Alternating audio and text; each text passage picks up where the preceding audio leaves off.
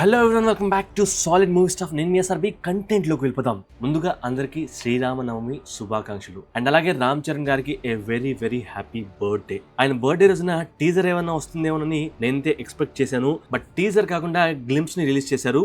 ఆ గ్లిమ్స్ పేరు పెద్ది పెహల్వాన్. పెహల్వాన్ అంటే కండలు తిరిగిన వాడు అని అర్థం వస్తుంది. అండ్ అలాగే మడ్ రెజ్లింగ్ అంటే ఇలా కుస్తీ పోటీల్లో పార్టిసిపేట్ చేసే వాళ్ళని పెహల్వాన్స్ అని అంటారు. సో ఆ పెహల్వాన్ కి తగ్గట్టుగా ఏం మాత్రం తీసుకోకుండా జస్ట్ టీజర్ వస్తుందని చెప్పి ఒక పోస్టర్ రిలీజ్ చేశారండి. ఆ పోస్టర్ చాలండి నాకైతే మైండ్ బ్లాక్ అయిపోయింది. ఏంటా కండలు, ఏంటా ఫిజిక్, ఏంటా body building. Already Ram Charan గారు తన మజిల్ ని చూపిస్తూ ట్విట్టర్ లో ఒక పోస్ట్ పెట్టారండి.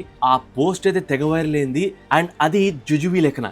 సో ఇక్కడ ఈ పోస్టర్ లో గద పట్టుకొని ఈ పెహల్వాన్ గ్లిమ్స్ పోస్టర్ ఏదైతే రిలీజ్ చేశారో అది నెక్స్ట్ లెవెల్లో ఉందండి. చూడంగానే మైండ్ బ్లాక్ అయిపోయింది.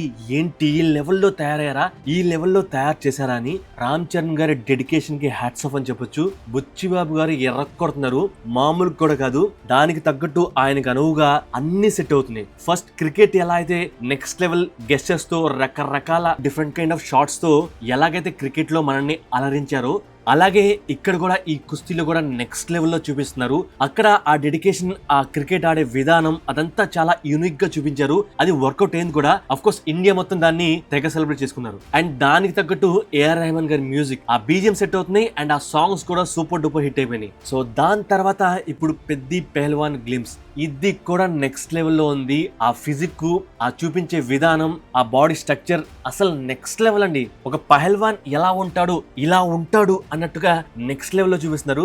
So hats off to Ram Charan గారి డెడికేషన్ అండి. ఏ లెవెల్లో చేశారు. అండ్ అఫ్ కోర్స్ ఆయనకి రీసెంట్ గా ఐ మీద ఒక చిన్న గాయమైంది, దాన్ని ఆపరేట్ చేశారని చెప్పి మెగాస్టార్ చిరంజీవి గారు తన ట్విట్టర్ లో అఫీషియల్ గా చెప్పారు. సో ఆయన ఫాస్ట్ గా రికవర్ అవుతున్నారని చెప్పారు. సో అది కూడా పెద్ద సెట్స్ లో యాక్సిడెంట్ జరిగిందని చెప్తున్నారు. సో దాన్ని బట్టి ఆయన డెడికేషన్ అండ్ ఈ పోస్టర్ అండ్ ఈ గ్లిమ్స్ చూసిన తర్వాత ఏ లెవెల్లో ఆయన ప్రాణం పెట్టి ఈ పెద్ది మూవీ తన ఫ్యాన్స్ కి అండ్ మూవీ లవర్స్ కి ఇవ్వాలని చెప్పి ఎంత గట్టిగా కష్టపడుతున్నారనేది క్లియర్ కట్ గా అర్థమవుతుంది. అండ్ ఈ గ్లిమ్స్ గురించి మాట్లాడుకుంటే గ్లిమ్స్ నెక్స్ట్ లెవెల్ అండి. ఎంత చెప్పుకున్నా తక్కువే అవుతుంది. ఒక్కొక్కటి శిల్పం చెక్కినట్టు లిటరల్ గా జక్కన్న ఎలాగైతే చెక్కుతారో అలాగే మన బుచ్చిబాబు గారు చెక్కినట్టుగా అనిపిస్తుంది. దానికి తగ్గట్టుగా ఆయనకి సహకరిస్తూ రామ్ చరణ్ గారు అదే లెవెల్ డెడికేషన్ ని క్లియర్ కట్ గా చూపించారు. అది గ్లిమ్స్ లో క్లియర్ కట్ గా కనిపిస్తుంది. సో దీంట్లో కుస్తీ అంటే బంతితో బ్యాట్ కి ఎదురెళ్లే ఆట కాదురా అని చెప్పి ఒకళ్ళు ఎటగారంగా పెద్దితో అండం అనేది క్లియర్ కట్ గా మనకు చూపిస్తున్నారు. మేబీ ఆ అనేది శివన్న గారా, లేదా ఆయన దగ్గర ఎప్పటి నుండో ఆ కుస్తీ పోటీల్లో అండ్ కుస్తీ నేర్చుకుంటూ ఉన్న అక్కడున్న ఒక ఆరగంట్ ఫెలోన్ అనేది క్లియర్ కట్ గా తెలియాల్సి ఉంది. ఈ కుస్తీ పోటీలకు రాకముందు పెద్ది అనేవాడు శ్రీకాకుళం జిల్లాలో కార్మిక సంఘాల్లో, ఆ ఉద్యోగ సంఘాల్లో, ఆ స్టేడియంస్ లో క్రికెట్ ఆడేవాడు అని చెప్పి మనకు అంతకుముందు క్లియర్ గా ఎస్టాబ్లిష్ చేశారు. ఈ సీక్వెన్స్ ఏదైతే ఉందో ఆ క్రికెట్ ఆట అదంతా అయిపోయిన తర్వాత ఇక్కడ ఈ కుస్తీ పోటీలు నేర్చుకుంటాడనేది క్లియర్ కట్ గా అర్థమవుతుంది. సో ఆ క్రికెట్ అదంతా ఆడేసి గెలిచేసి అదంతా చేసిన తర్వాత దెన్ పెద్ది ఈ ఆటలోకి అడుగుపెట్టి, అంటే ఈ స్పోర్ట్ లోకి అడుగుపెట్టి దీన్ని కూడా విజయవంతంగా గెలుస్తాడు, విజృంభిస్తాడనేది క్లియర్ కట్ గా చూపిస్తున్నారు. అండ్ ఆ కుస్తీ పోటీల కోసం ప్రాక్టీస్ ఎక్కడైతే చేస్తున్నారో అదొక పెద్ద బెంగాలా కనిపిస్తుంది. సో దాని ముందు హనుమంతుల వారి విగ్రహం కూడా క్లియర్ కట్ గా కనిపిస్తుంది. మేబీ పోస్టర్ లో ఉన్నది అండ్ టీజర్ లాస్ట్ లో వర్షన్ లో ప్రాక్టీస్ చేసే ఆ గది వచ్చేసి మేబీ ఆ హనుమంతుల వారిదేమో. అంటే ఆ ఇంటి ముందున్న ఆ హనుమంతుల వారి విగ్రహం దే ఉండొచ్చు. అండ్ అలాగే అక్కడ ప్రాక్టీస్ చేసి అదంతా నేర్చుకుని దెన్ కుస్తీ పోటీల్లో అఫీషియల్ గా తను విజృంభిస్తున్నాడు, ఎర్రగా తీస్తున్నాడు అని చెప్పి క్లియర్ కట్ గా మనకు కట్స్ గా చూపిస్తున్నారు. అండ్ దాన్ని ట్రైనింగ్ ఒక్కొక్కరు ఒక్కొక్కలాగా చేస్తుంటే మన పెద్ది మాత్రం కష్టాన్ని నమ్ముకున్నవాడు కాబట్టి ఎలాగైతే క్రికెట్ ఆడేటప్పుడు ఆ చెరుకుని అదంతా లోడింగ్ అండ్ అన్లోడింగ్ ఆ కష్టపడి పనిచేయడం అదంతా ఎలాగైతే చేశాడో ఇక్కడ కూడా రకరకాల ఎక్సర్సైజ్ చేస్తూనే తనకు అనువుగా అనిపించే ఆ మూటలు మోసే ఏదైతే ఉందో దాన్ని మోస్తూ ఆ పని చేస్తూ దాంతో ఎక్సర్సైజ్ చేసినట్టుగా క్లియర్ కట్ గా చూపిస్తున్నారు. అండ్ ఆల్సో బావిలో నుండి నీళ్లు తోడడం అంటే ఆ బావిలో అక్కడ నీళ్లు తోడుతున్నాడా లేక ఆ తాడుకి బరువు కట్టి ఏదైనా లాగుతున్నాడా అనేది తెలియాల్సింది. లేదా ఆ నీళ్లు తోడేది కేవలం ఒక బకెట్ కాదు, ఒక పెద్ద గంగాళం లాగా దాన్ని ముంచి దాన్ని సెట్ చేసి అదొక ఎక్సర్సైజ్ లాగా వాడుతున్నాడా లేదనేది తెలియాల్సింది. అండ్ ఏదైనా సరే పెద్ది అలా పెహల్వాన్ గా నడుచుకుంటూ వస్తుంటే ఆ ఎరీనా మొత్తం నెక్స్ట్ లెవెల్ ఆరా కనిపిస్తుందండి. ఈ సీన్ ఎప్పుడైతే వస్తుందో థియేటర్స్ తత్తరిల్లిపోతాయి. నాకైతే చాలా చాలా చాలా చాలా చాలా చాలా బాగా నచ్చింది ఈ గ్లిమ్స్ అనేది. ఈ గ్లిమ్స్ ని నెక్స్ట్ లెవెల్ లో కట్ చేశారు. రామ్ చరణ్ గారి డెడికేషన్ ఎన్నిసార్లు చెప్పుకున్నా తక్కువే అవుతుంది.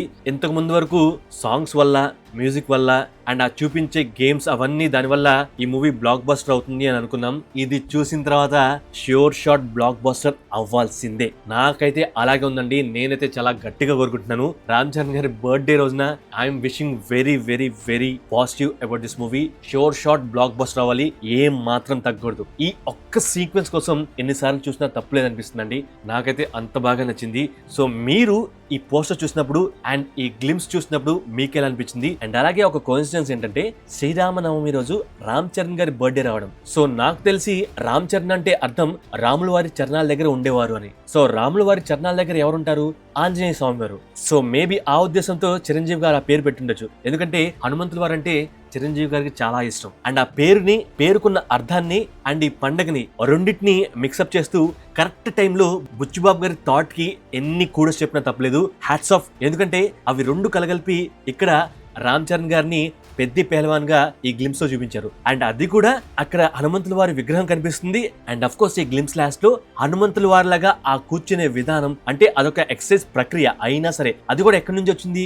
హనుమంతుల వారు ఎలా చేస్తారు అన్న దగ్గర నుండి ఇన్స్పైర్ చేసిన అదొక ఎక్సర్సైజ్ మూమెంట్ అనమాట. సో దాన్ని పెద్ద ప్రాక్టీస్ చేస్తున్నాడు అన్నట్లుగా మనకు క్లియర్ కట్ గా చూపిస్తున్నారు. అండ్ అఫ్ కోర్స్ అదొక హనుమంతుల వారి గెస్చర్. సో ఎలాగైతే ఆయన చేస్తారో ఇక్కడ పెద్ద ప్రాక్టీస్ చేస్తున్నాడు అన్నట్లుగా క్లియర్ కట్ గా చూపిస్తున్నారు. సో అలా బుచ్చిబాబు గారు అన్నిటినీ అలా మిక్సప్ చేశారు.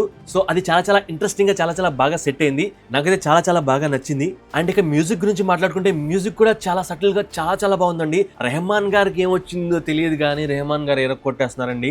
నిజంగా నెక్స్ట్ లెవెల్లో కొడుతున్నారు. బీజిఎం అలాగే కొడుతున్నారు, సాంగ్స్ కూడా అలాగే కొడుతున్నారు.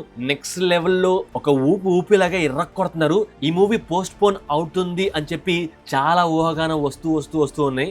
బట్ అదేం కాదు, మూవీ 30th April కన్ఫామ్ గా వస్తుంది అని చెప్పి ఈ గ్లిమ్స్ లో క్లియర్ కట్ గా గ్లిమ్స్ లాస్ట్ అని చెప్పారు. సో ఇప్పుడు రామ్ చరణ్ గారి బర్త్డే కాబట్టి చిన్న గ్లిమ్స్ రిలీజ్ చేశారు. మరి టీజర్ ఎప్పుడు వస్తుంది and trailer of course 10 or 15 days ముందు వస్తుంది. అంటే April 15 రావచ్చు ఆర్ April 20th రావచ్చు. బట్ టీజర్ అనేది మేబీ హనుమాన్ జయంతి రోజు రిలీజ్ చేస్తారా అంటే ఆ రోజు రామాయణ గ్లిమ్స్ కూడా వస్తుంది. సో మేబీ హనుమంతుల వారి జయంతి రోజున ఇదేమన్నా రిలీజ్ చేస్తారా టీజర్, లేదా ఇంకా తర్వాత రిలీజ్ చేస్తారనేది వెయిట్ చేయాలి. సో టీజర్ అయితే మీకు ఎలా అనిపించిందో ఖచ్చితంగా కామెంట్ చేయండి. సో ఓకే, డీటెయిలింగ్స్ లోకి వెళ్తే డీటెయిలింగ్స్ ఆల్రెడీ కొన్ని చెప్పాను. అంటే వీళ్ళు ఎక్కడైతే ప్రాక్టీస్ చేస్తున్నారో ఆ బిల్డింగ్ ముందు ఒక గుడిసె ఉంది. ఆ గుడిసె ముందు ఆంజనేయ స్వామి వారి విగ్రహం ఉంది. అండ్ మేబీ ఈ గ్లిమ్స్ లాస్ట్ లో ఇందాక చెప్పినట్టుగా ఏదైతే ఆ గదను తీసుకొని ప్రాక్టీస్ చేస్తున్నాడో పెద్ద, సేమ్ ఆ గద ఆంజనేయ స్వామి వారి దగ్గర నుండి తీసుకొని మేబీ అక్కడ ప్రాక్టీస్ చేస్తూ ఉండొచ్చు. అండ్ అలాగే తనతో పాటు కొన్ని 10 మంది అక్కడ ప్రాక్టీస్ చేస్తున్నట్లుగా క్లియర్ కట్ గా మనకు కనిపిస్తుంది. అండ్ అక్కడ మన పెద్ద అన్నిటికంటే పెద్దది బలంగా ఉండేదాన్ని పట్టుకొని, దాన్ని ఏమంటారో నాకు ఐడియా లేదు, మీకు తెలిస్తే కామెంట్ చేయండి. సో దాన్ని పట్టుకొని ఈడ్చుకొని వెళ్తూ దాంతో ప్రాక్టీస్ చేసినట్లుగా క్లియర్ కట్ గా మనకు చూపిస్తున్నారు. అంటే ఆ డిఫరెన్స్ ని ఇక్కడ క్లియర్ గా చూడండి. ఇక్కడ పెద్ద చేతిలో ఏదైతే ఉందో సేమ్ ఇక్కడ కూడా అలాగే ఉంది. బట్ ఇది చిన్నగా ఉంది, పెద్ద చేతిలో ఉన్నది కొద్దిగా పెద్దగా ఉంది. అంటే దూరంగా ఉంది కాబట్టి అలా కనిపిస్తుందా అంటే మేబీ అలా కాకపోవచ్చు, మేబీ సైజెస్ లో ఉండొచ్చేమో. అండ్ ఈ బిల్డింగ్ ముందే వీళ్ళందరూ ప్రాక్టీస్ చేస్తున్నారు అనుకుంటా. దీని ఆపోజిట్ లోనే ఆర్ పక్కన ఆ గుడిసె అండ్ ఆల్సో ఆంజనేయ స్వామి వారి విగ్రహం ఉంది. అండ్ ఖచ్చితంగా ఏ మాట కామాట అండి, రామ్ చరణ్ గారిని రీసెంట్ గా రాజమౌళి గారు RRR మూవీలో శ్రీరాముల వారి లాగా చూపించారు. అండ్ ఇప్పుడేమో బుచ్చిబాబు గారు ఏకంగా ఆయన్ని హనుమంతుల వారి లాగా చూపిస్తున్నారు. అండ్ దాంతో పాటు ఈ బ్యాక్ షాట్ ఏదైతే ఉందో హనుమంతుల వారి లాగా శ్రీరాముల వారి లాగా కాదు, నాకైతే భీమసేనుడు ఎలా ఉంటాడో అలా రామ్ చరణ్ గారిని చూసినట్టుగా అనిపిస్తుంది. సో ఒక్క పర్సన్ 3 క్యారెక్టర్స్ ని ఈజీగా అవలీలగా పోషించగలడు అనేది క్లియర్ కట్ గా మనకు ఈ ఒక్క గ్లిమ్స్ తో చూపించేస్తున్నారు. అంటే ఇక్కడ హనుమంతుల వారు అండ్ ఆల్సో భీముడు ఇద్దరు క్యారెక్టర్స్ ని రామ్ చరణ్ గారు క్లియర్ కట్ గా చేయగలరు అనేది నెక్స్ట్ లెవెల్లో చూపిస్తున్నారు. అదైతే చాలా బాగా అనిపించింది. అండ్ అఫ్ కోర్స్ శ్రీరాముల వారుగా మనం RRR మూవీలో క్లియర్ కట్ గా చూసాం. సో మహాభారతం తీస్తే ఒక పర్సన్ ఎన్ని క్యారెక్టర్స్ ని ఈజీగా అవలేలుగా పోషించగలరు అనేది క్లియర్ కట్ గా మనకు అర్థమవుతుంది. అండ్ అలాగే ఎందుకు చెప్పిన డీటెయిలే ఇదైతే చాలా చాలా పెద్దగానే ఉంది. సో ఉన్న వాటిల్లో హెవీగా ఉన్నది, అతి పెద్దగా ఉన్నది తీసుకొని దాంతో మన పెద్ద ప్రాక్టీస్ చేస్తున్నాడు. అంటే దానికంటే ముందు మేబీ కుస్తీ కోసం ఏమేమి చేయాలి, ఎంత వర్కౌట్ చేయాలి అదంతా చేసిన తర్వాత దెన్ ఇలా ఒకేసారి పెద్ద తీసుకొని చేస్తూ ఉండొచ్చు. లేదా మొండోడు కాబట్టి రావడమే అది తీసుకొని దాంతో ప్రాక్టీస్ చేయడానికి సిద్ధమయ్యాడేమో చెప్పలేం. సో అలాగాని చేస్తే అందరూ అంటే అక్కడున్న వాళ్ళందరూ ఏంట్రా దీంతో చేస్తున్నాడు, ఇంత విగరస్ గా చేస్తున్నాడు అనేది చాలా ఆశ్చర్యంగా చూస్తూ ఉంటారు. So it's a next level elevation అని చెప్పొచ్చు. అండ్ ఈ గ్లిమ్స్ లో వన్ ఆఫ్ ద హైలైట్ వచ్చేసి ఆ మూటలు మోయడం. అంటే ఆ వెయిట్ ఉన్న బస్తాలని తను మోస్తున్న విధానం అనేది ఆ గేమ్ కి హెల్ప్ అవుతుంది. ఆ కుస్తీ ఆట ఆడేటప్పుడు ఆ పహల్వాన్ని కూడా సేమ్ అలాగే పట్టుకుని అలా విసిరేయడానికి ఈ బస్తాలని తను ప్రాక్టీస్ గా యూజ్ చేసుకుంటున్నాడు. సో ఒక్కొక్కరిని అంటే ఒక్కొక్క బస్తాని ఒక్కొక్క పర్సన్ లాగా ఊహించుకుని దాంతో తను ప్రాక్టీస్ చేస్తున్నాడు. అండ్ అవి బియ్యం బస్తాలు, బట్ దాంట్లో బియ్యం ఉన్నాయా లేక ఇసుకేమన్నా పెట్టి దాన్ని ప్రాక్టీస్ కోసం అలా పెట్టుకున్నారనేది no idea. So if in case అది ఇసుక బస్తాలు అయితే అంత పెద్ద బస్తా అలా విసిరేయడం అనేది నెక్స్ట్ లెవెల్ థింగ్. సో ఎక్కడైతే ఈ కుస్తీ పోటీలు జరుగుతున్నాయో అక్కడ ఈ ట్యూబ్లైట్ని ఫిక్స్ చేశారు. సో ఇక్కడ డే అండ్ నైట్ మ్యాచ్లు జరుగుతూ ఉండొచ్చు. అండ్ అలాగే పెద్ద పెద్ద బాణల్ని అంటే వాటర్ స్టోరేజ్ కోసం ఆ బాణలు అక్కడ పెట్టినట్టుగా అంటే కుండలు పెట్టినట్టుగా క్లియర్ కట్ గా మనకు కనిపిస్తుంది. అండ్ ఈ కుస్తీ పోటీలో కూడా ఇక్కడ క్లియర్ కట్ గా ఒక హనుమంతుల వారి విగ్రహాన్ని చూడొచ్చు. సో ఆ పోటీల దగ్గర అలా పెట్టారు. ఈ సీన్ లో పెద్దిని కాకుండా పెద్ది ఆపోజిట్ లో వాళ్ళని చూసి ఇక్కడ వెనకాల ఉన్న వాళ్ళు నవ్వుతున్నారు. కొంతమంది చేయి చూపిస్తూ హేళనగా నవ్వుతున్నారు, కొంతమంది వెనకాల నుండి నవ్వుతున్నారు. సో పెద్ది తన ఒపోనెంట్ ని గిరాటేసి ఉంటాడు, అంటే ఇసిరేస్తే అంత దూరం పడి ఉంటాడు. సో అందుకనే వాళ్ళు చూసి అతను చూసి నవ్వుకుంటారు. సో దానికి ఒక రీజన్ ఏంటంటే పెద్ది కొత్తగా వచ్చి నేర్చుకునేవాడు. బట్ ఎవరైతే పెద్దికి ఒపోనెంట్ గా ఉన్నాడో అతను ఇంతకు ముందు నుంచి కొన్ని సంవత్సరాల నుండి ఇక్కడుండి నేర్చుకుంటూ ఉండొచ్చు, అంటే కుస్తీ పోటీలు. సో అలాంటి వాడిని పెద్ది వచ్చి గిరాటేశాడంటే అంటే ఇసిరేసాడంటే దాని అర్థం పెద్ది ఎంత స్ట్రాంగ్ అండ్ ఎంత బాగా నేర్చుకున్నాడో ఆ మెలకులు అనేది క్లియర్ కట్ గా అర్థమవుతుంది. అండ్ అందుకనే తనని చూసి అంటే పెద్ది అపోనెంట్ చూసి ఆ వెనకాల ఉన్న వాళ్ళు నవ్వుతూ ఉండొచ్చు. అండ్ అలాగే వాళ్ళ వెనకాల కొన్ని బ్యానర్స్ ఉన్నాయి, అవైతే క్లియర్ కట్ గా ఏం పేర్లో అర్థం కావట్లేదు.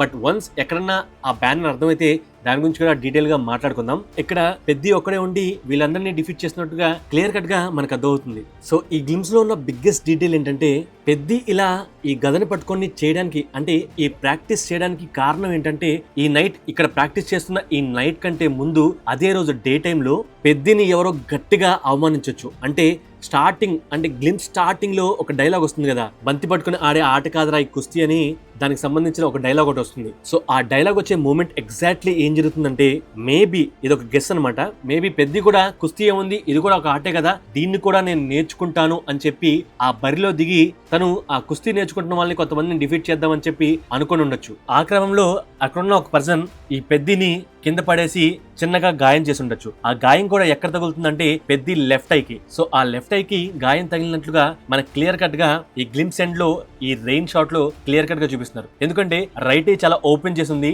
లెఫ్ట్ ఐ మాత్రం ఆల్మోస్ట్ మూసేసి ఉంది. సో మార్నింగ్ జరిగిన ఆ ఫైట్ లో పెద్దిని ఎవరో డిఫీట్ చేసి ఉంటారు. అంటే అక్కడ ఎప్పుడు నుండో ప్రాక్టీస్ చేస్తున్న అక్కడి పహల్వాన్ ఆ కుస్తీ పోటీల్ని ప్రాక్టీస్ చేసిన వాళ్ళు పెద్దిని ఆ టైంలో డిఫీట్ చేసి ఉంటారు. సో అందుకనే ఆ గాయపడ్డ కన్నుతోనే తను వర్షం పడుతున్నా సరే లెక్క చేయకుండా ఆ వెయిట్ ఉండే ఆ గదను తీసుకొని తను విగరస్ గా ప్రాక్టీస్ చేస్తున్నట్లుగా మనకు చూపిస్తున్నారు. సో అది ఒక చిన్న డీటెయిల్. సో ఈ డీటెయిల్ అండ్ మన ఎఫర్ట్స్ మీకు నచ్చితే ప్లీజ్ సపోర్ట్ చేయడం మర్చిపోకండి అండ్ సబ్స్క్రైబ్ చేయడం అసలు మర్చిపోకండి.